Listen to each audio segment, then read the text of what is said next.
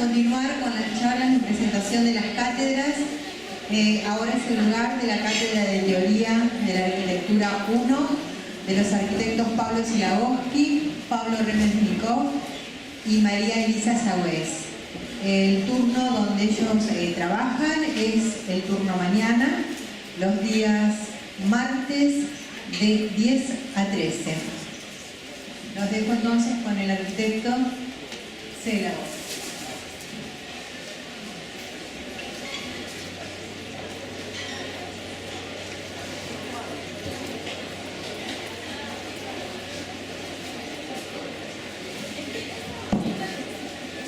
Bueno, buenas tardes. Nosotros comenzamos esta clase presentándonos. Yo soy Pablo Zielagovsky. Tengo acá al lado a Pablo Remetnikov y allí está María Elisa Sagüez. Somos los tres encargados de dirigir esta asignatura que es Taller de Teoría con el nivel 1 y nivel 2, con un grupo de docentes bastante importante en términos de cantidad y de calidad.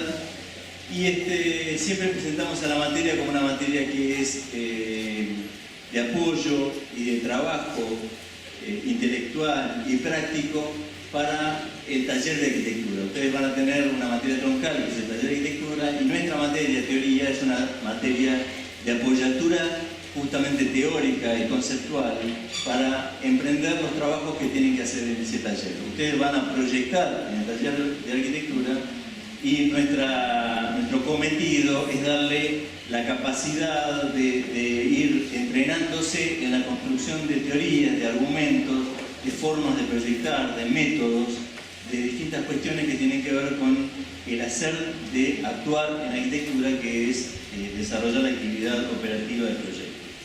Nosotros comenzamos esta clase que va a desarrollarse a través de varios temas como la arquitectura, la teoría, el proyecto, las técnicas y las geometrías, que en estas imágenes que son de edificios, una foto sacada de abajo hacia arriba, de distintos tiempos, poseen cada una de ellas las cualidades estas que estamos hablando de geometría, técnicas, materia, luz, todo lo que conforma el espacio arquitectónico. Ese espacio arquitectónico tanto puede ser original del pasado, puede haber sido movilizado en el tiempo o puede haber sido reinterpretado en la contemporaneidad, como ustedes pueden ver ahí en esa imagen. Está tratando siempre con ciertas cuestiones de cómo disponer la materia en el espacio bajo una serie de reglas, que es lo que vamos a hablar en términos de geometría o de técnicas que tienen que ver con las condiciones de geometría. Pero para eso tenemos que hablar un poquito de qué es la arquitectura. Pasamos a ver una imagen que puede representarnos algo que tiene que ver con un texto que ustedes creo que tienen en el cuadernillo de Van der Laan, que es un arquitecto holandés. Van der Laan, que escribe mucho sobre el espacio arquitectónico, los elementos de la arquitectura, y reflexiona sobre eso en términos teóricos. Habla de la arquitectura mediante una metáfora, hablando de que la arquitectura es una sandalia. ¿Qué es la sandalia? De alguna manera, para él es un instrumento que construye el hombre para poder hacer una relación con el medio en que se está instalando, el medio ambiente, el medio salvaje natural. Es decir, necesita algo que sea no tan duro como el suelo, ni es tan blando como el pie, sino algo que es intermedio, que lo acomoda a ese medio salvaje y natural para poder desarrollar todas sus actividades. De alguna manera lo que provee la arquitectura, si es la sandalia, es una armonía entre el hombre y ese espacio exterior, ese espacio que tiene otras reglas, el cual él va a ir modificando a través de su disposición de los elementos, cerrando de alguna manera esa condición espacial. Pero la arquitectura no es solamente refugiarse de esas inclemencias del tiempo, sino que también, a partir de la técnica, ha conseguido instrumentos para refugiarse a partir de esos desarrollos. Es decir, el traje espacial, la dimensión del traje espacial resuelve todos esos problemas. Entonces, ¿qué es la arquitectura? Es algo más que el refugio. Hay algo más allá. De la misma manera que hay algo más en la arquitectura que en la simple construcción. la arquitectura no es construcción, sino que tiene una serie de condiciones que hacen, sobre todo, a un campo de la cultura del hombre, que incluye todas las necesidades sociales, intelectuales y todo lo que hace a la vida cotidiana. Es decir, algo más que proveer solamente ese refugio, algo más que habitar. Hay algo que nosotros ponemos como plus en el momento que empezamos con muros, con techos, con cerramientos, con distintos elementos, a empezar a cerrar el espacio para determinar distintos lugares con distintos climas, distintas situaciones que están establecidas a partir de una demanda, una necesidad, pero no solo cumplen la función mínima, sino que la arquitectura, a través de sus teorías, sus argumentos, sus propuestas en términos culturales, agrega algo más. Y eso es lo que vamos a ir viendo con el tiempo. Hay una consistencia de lo ético en la arquitectura que está presente, es decir, la necesidad de construir un camino con un sentido determinado. De alguna manera hay también una condición subjetiva, específica de cada uno que va a construir una visión particular de lo que es el espacio arquitectónico. En las definiciones habituales de la arquitectura podemos ir a una, que la estoy tapando, ¿no? Pero que es de Le Corbusier, uno de los arquitectos más importantes del siglo XX. Él habla de que la arquitectura es el juego sabio, correcto y magnífico de los volúmenes bajo la luz. Cuando uno habla de estas palabras, puede ir explicándolas, es decir, el juego es algo inherente en el hombre humano, en el ser humano, naturalmente es una intención que está latente, puede ser la manera de llevar adelante una serie de instrumentos, bueno, todo lo que puede estar relacionado con eso del juego, es explicable. Sabio puede querer decir que está en contacto con la condición de la ciencia, de las técnicas, de una serie de desarrollos estudiados, mensurables, que uno puede ir aplicando. Lo mismo que el correcto tendrá que ver con el sentido común, con lo que uno entiende que son las necesidades de las cuestiones.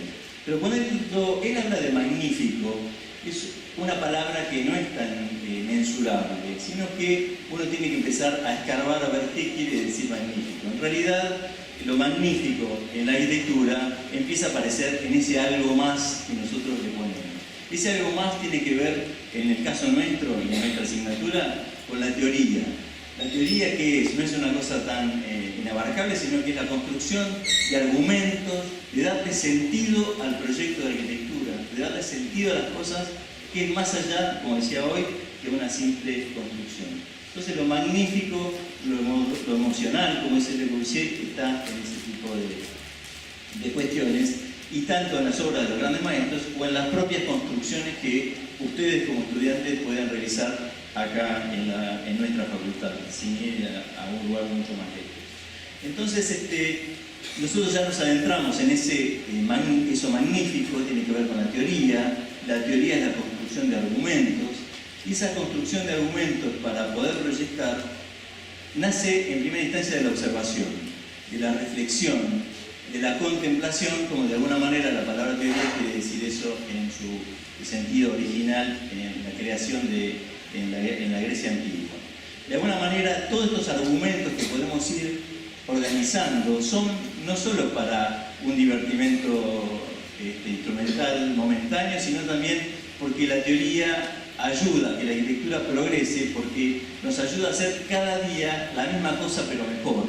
Reflexionar sobre lo que hicimos, vuelve a construir nuevos argumentos y es una cadena de situaciones que hacen avanzar a esta disciplina.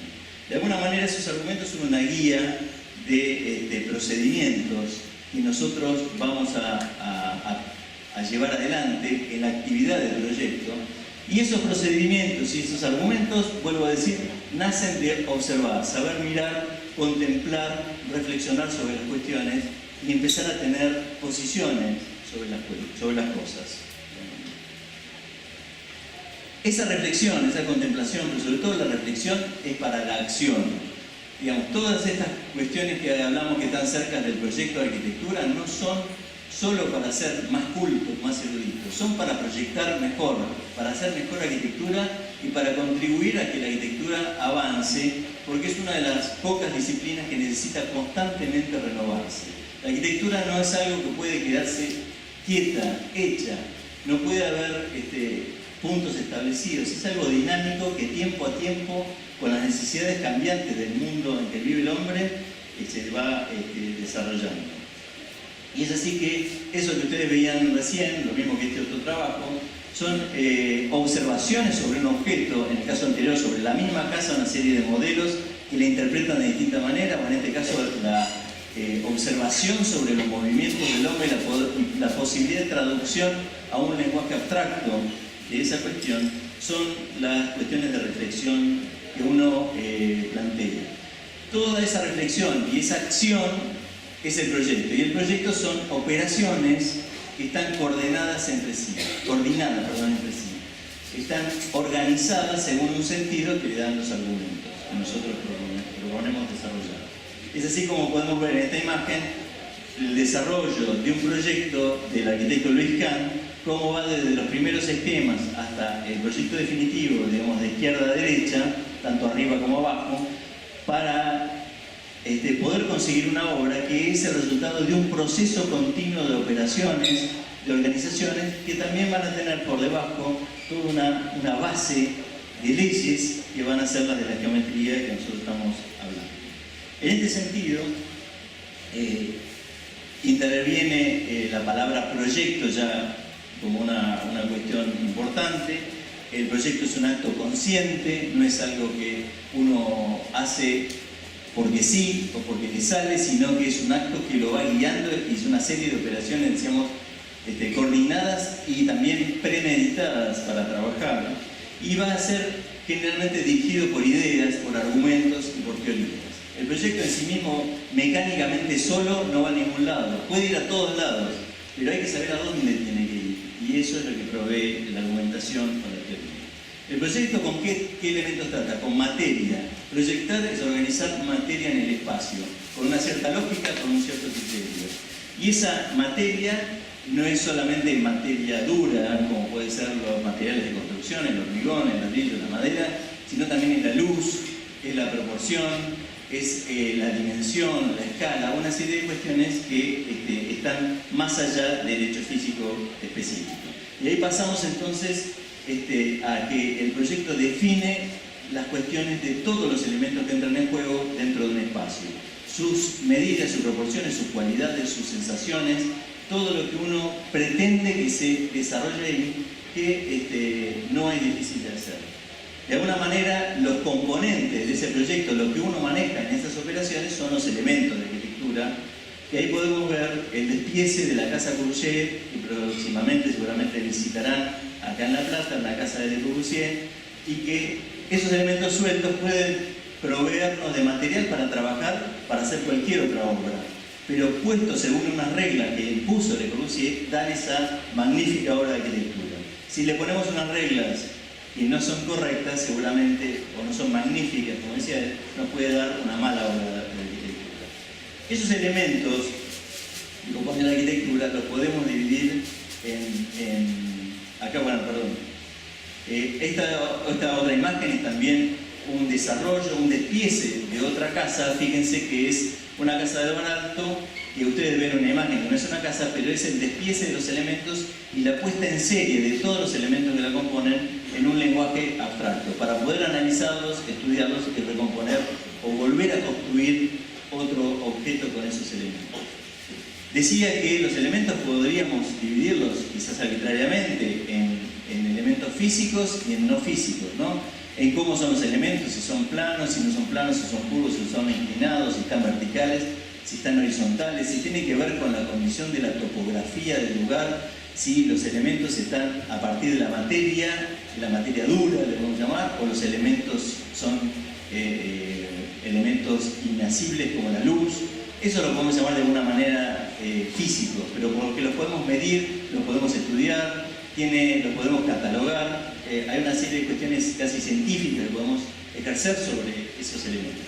Mientras que, por otro lado, tenemos elementos que no son físicos y que están de alguna manera en la percepción, en la conciencia del hombre, en la experimentación del espacio, y tienen que ver con el desplazamiento en ese espacio como movimiento, en las actividades, en los eventos que se puedan dar en cada uno de esos lugares. Eso nos va a dar distintos tipos de espacios, distintos tipos tipos de arquitectura, la consideración de esos elementos o esos conceptos.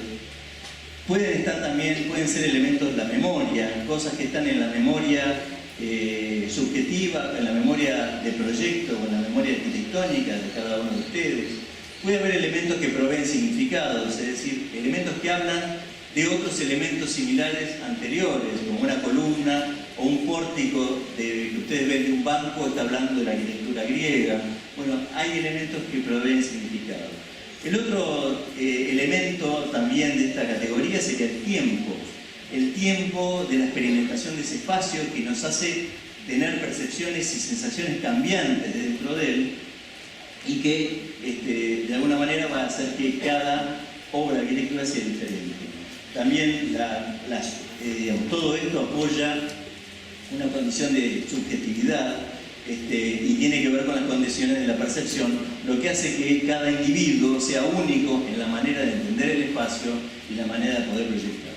Pero todo esto que estamos hablando de elementos, volvemos un poco al inicio, y tiene una serie de reglas y cuestiones que nos dicen dónde van, cómo se disponen. Y esas reglas de alguna manera están basadas en lo que es la geometría. La geometría como una ciencia que es inevitable en la arquitectura y que ahora vamos a ver algunas cuestiones referenciales con esto. Bien, como decía Pablo recién, estos elementos que estamos viendo, tanto los físicos como los no físicos, tienen que tener, para poderlas disponer en el espacio, tienen que tener una base geométrica que las organice, que empiece a decir cómo tienen que estar dispuestas una al lado de otra, una cerca de otra, con determinada regularidad. Vamos a empezar a establecer reglas geométricas, reglas de orden, que empiecen a establecer esa relación entre las partes, esa relación entre los elementos. Nosotros como arquitectos, ustedes como futuros proyectistas, lo que van a hacer durante todo el ejercicio de la disciplina tiene que ver básicamente con el manejo de la geometría. Digo, si creo que me contaron, la clase que fue ayer de profesor Federico, ¿no? Hablaron de la proporción áurea, hablaron de ciertas relaciones. Esa es una relación que tiene que ver con la geometría, quizás más orientada al lado de la matemática. Lo que nos interesa ahora es establecer la geometría en el sentido de la apropiación del espacio. De qué manera nosotros manejamos la geometría para que el espacio tenga una determinada condición al momento de habitarlo, al momento de vivirlo, de percibirlo, de poder estar dentro del espacio. Para eso, como decía Pablo también antes, nosotros cuando hacemos arquitectura, cuando proyectamos, lo que hacemos es disponer esa materia en el espacio. Decir de qué manera determinada materia que nosotros elegimos la podemos disponer en un espacio. Para eso necesitamos naturalmente la geometría. No hay otra manera de poder disponer esa materia que no sea a través de la geometría. La geometría nos va a empezar a dar esas leyes de orden diversas, complejas, múltiples, variadas, ahora vamos a ver ejemplos, pero la geometría es la que nos va a determinar ese orden que vamos a ir estableciendo para esa materia. Por eso es importante que ustedes empiecen a conocer o a darse cuenta qué tipo de geometría trabajan para ver para qué lado llevan el proyecto que ustedes llevan adelante. Digo, ustedes están trabajando con una maqueta, con una geometría preestablecida, bien clara, bien específica, y eso les va a orientar a un tipo de espacio particular y específico. Digo, si en vez de ese prisma que ustedes están trabajando tuviesen otro tipo de geometría, otro tipo de reglas, otro tipo de base, seguramente el espacio, la condición sería completamente distinta. Digo, acá ven 4 ejemplos de 4 tipos de espacios a lo largo de la historia, distintos unos de otros, diferenciados por el rigor geométrico, por la condición geométrica de cada uno de esos espacios. Fíjense que tenemos desde el más antiguo al más contemporáneo distintos tipos de geometría que ordenan distintos tipos de espacios. Y naturalmente eso tiene que ver con la percepción de nosotros.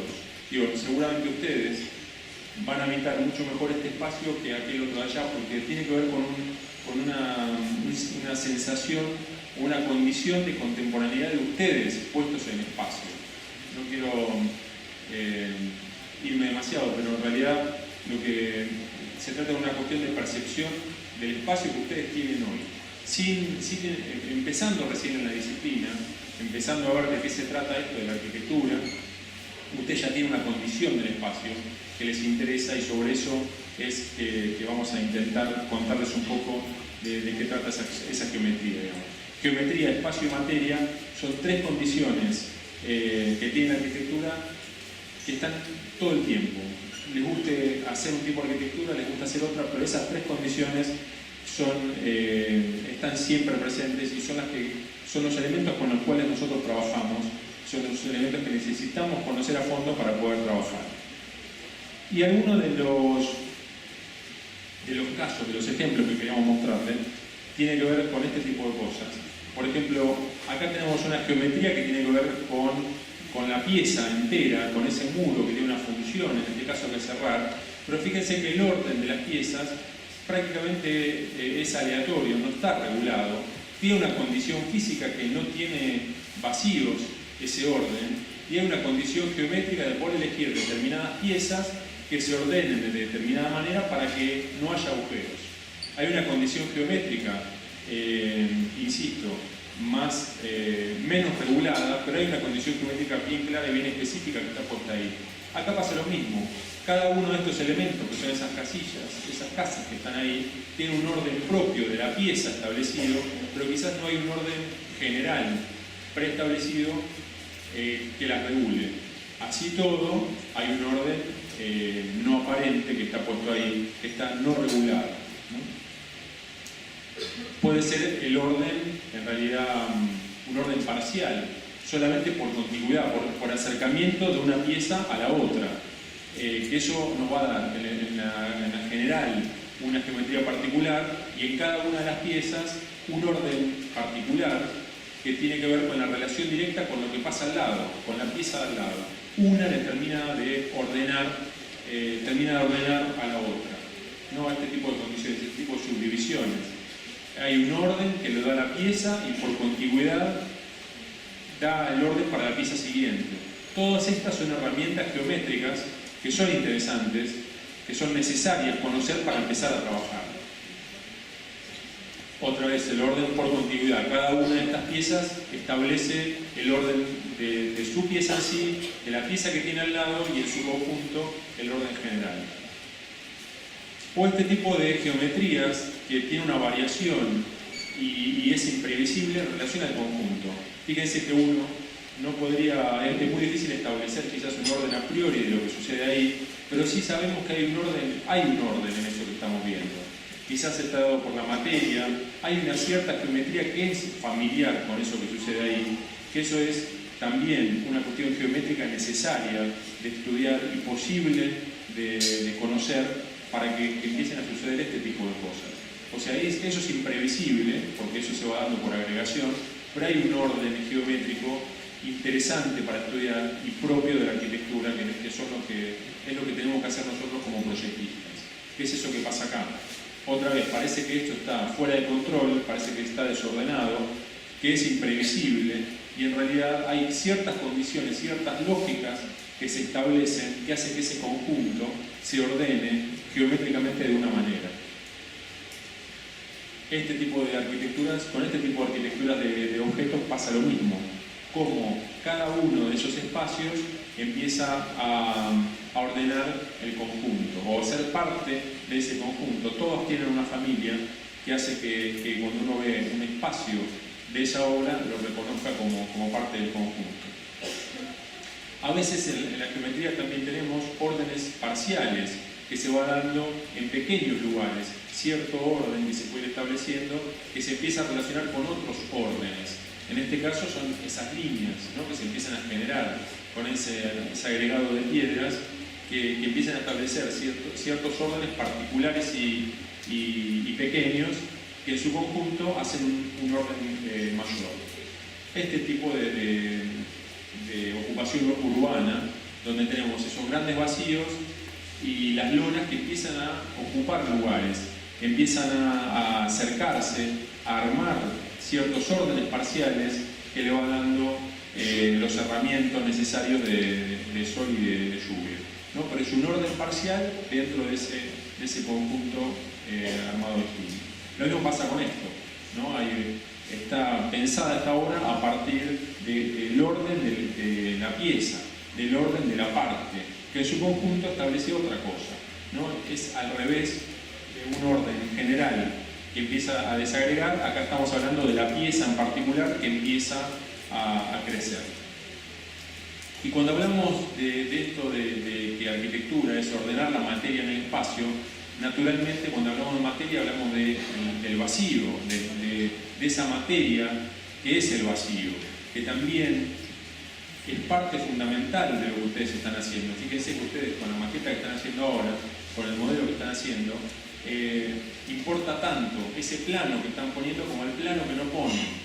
Entonces el manejo del vacío es otra de las herramientas fundamentales que tiene su geometría particular y su geometría necesaria, porque si yo les hago dibujar el vacío de esa pieza que ustedes están trabajando, seguramente es completamente distinta en su representación al lleno de lo que están dibujando ahí. Entonces esas dos condiciones, tanto del vacío como del lleno, tienen su propia lógica geométrica, sus propias posibilidades y sus propias aptitudes, digamos, de cada uno de esos elementos para poder ser trabajado. El vacío como un elemento fundamental, necesario de conocer y de poder trabajar y de entender que tiene una geometría que es distinta a la geometría del vacío. Pero, en definitiva, además de esas condiciones de percepción que todo espacio tiene, la forma que nosotros tenemos que regularlos es a través de la geometría. Esta es una obra que tiene esa condición doble también de la realización en un conjunto, ordenada a partir de pequeñas piezas que tienen un orden geométrico particular. Cada una de esas piezas, ordenada de una manera, da una condición que en su conjunto da otra. Digamos, es una relación geométrica doble entre el conjunto y la pieza que es interesante también para ir conociendo. Digamos, estudiar el orden geométrico y la cercanía de cada pieza para ver en su conjunto cómo responde y qué es lo que va dando, ¿no? Que es este tipo de condiciones que tienen acá. Pero, bien, estos son un poco algunos pequeños ejemplos, pequeños temas que fuimos encontrando en relación de cómo podemos ordenar el espacio a partir de la geometría. Ordenar la pieza, la materia con la cual trabajo para tener una geometría que nos va a dar un espacio particular y determinado, una condición del elemento particular y específico dependiendo de cómo sea la geometría de cada uno de ellos. Pero como les decía antes, como hablábamos antes, nosotros cuando hacemos arquitectura, cuando ustedes están proyectando, que dibujan en un papel, lo que están haciendo es ordenar la técnica, ordenar la materia. Lo que cada línea que ustedes dibujan en un papel, están diciendo cómo la materia se ordena. Y para eso necesitan una geometría, necesitan conocer geometría y necesitan saber qué materia quieren ordenar.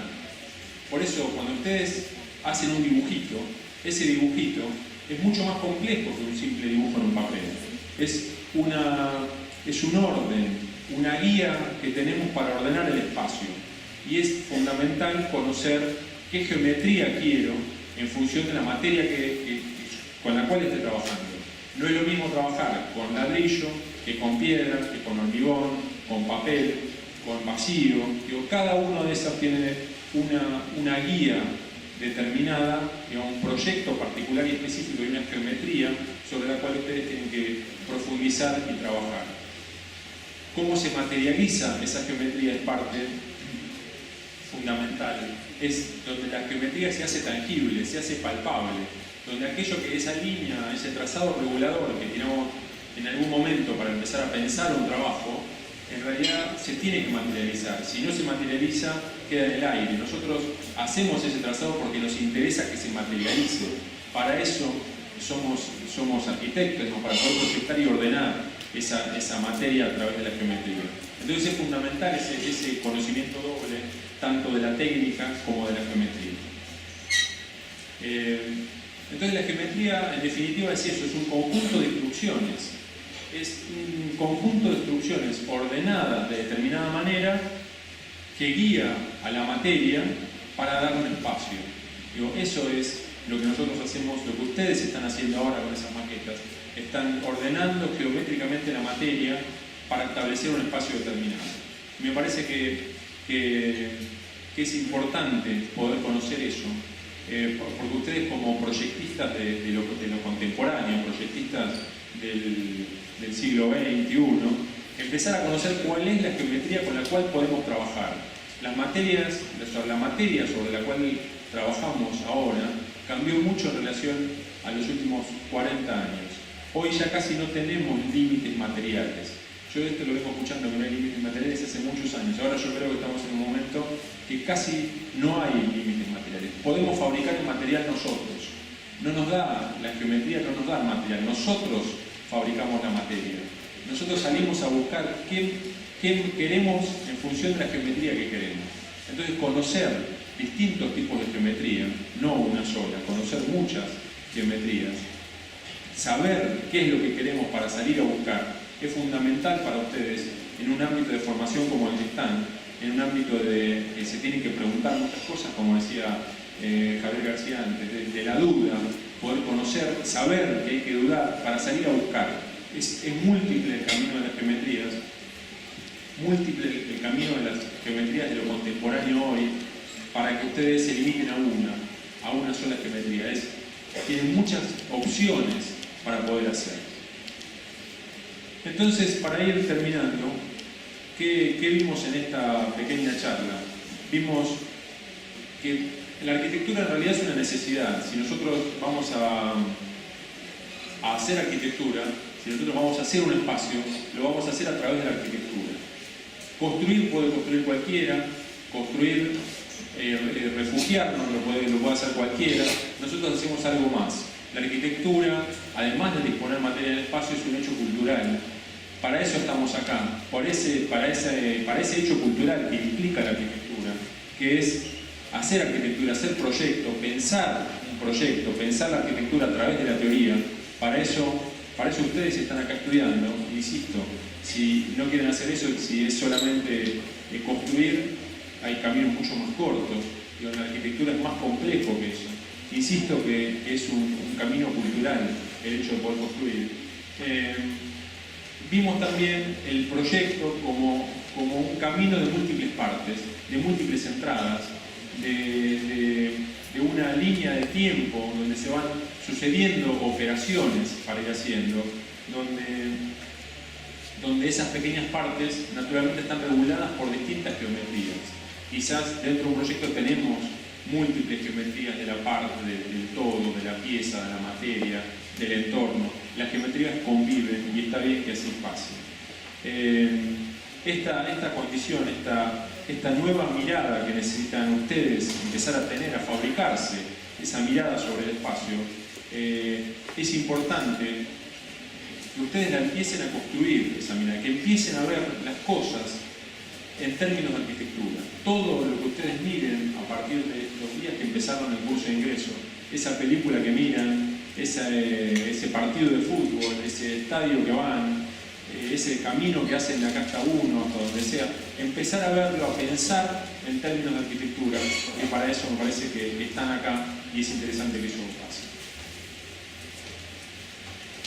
Sí, solo para terminar, una cuestión que era Luis Kahn, un arquitecto norteamericano del movimiento moderno del siglo XX, decía que la arquitectura es el momento para encontrar los espacios para hacer algo, para proponer, para tener esa oportunidad de hacer cosas, de mejorar la calidad de vida de los demás, pero no solamente es hacer construcción, decía, construcción naturalmente en la calle el 85% lo hacen los constructores. Los arquitectos hacen el 10, el 15, el 5% de lo que se construye. Bueno, pero con eso es suficiente. Nosotros tenemos que entender que ese porcentaje es lo que nosotros tenemos que modificar y hacer algo más que eso que está allá atrás, en la construcción. ¿Y cómo se hace eso? Bueno, Luis Kahn dice, el secreto es la alegría. No se puede ser arquitecto si uno no tiene alegría con lo que hace, si no tiene la satisfacción y el disfrute de proyectar, de generar espacios, no solo porque es una cuestión personal e intelectual, sino también porque es ayudar a la calidad de vida mejor de los que nos rodean, a los cuales les destinamos nuestros espacios. Entonces el secreto es eso, es la alegría, no es salir a construir, si se can, ganar plata o trabajar para los poderosos del momento para hacer sus monumentos, sino que es para disfrutar tanto uno como individual o como colectivo. La alegría y el gusto por hacer arquitectura es lo que de alguna manera queremos transmitir en esta charla. Bueno, muchas gracias.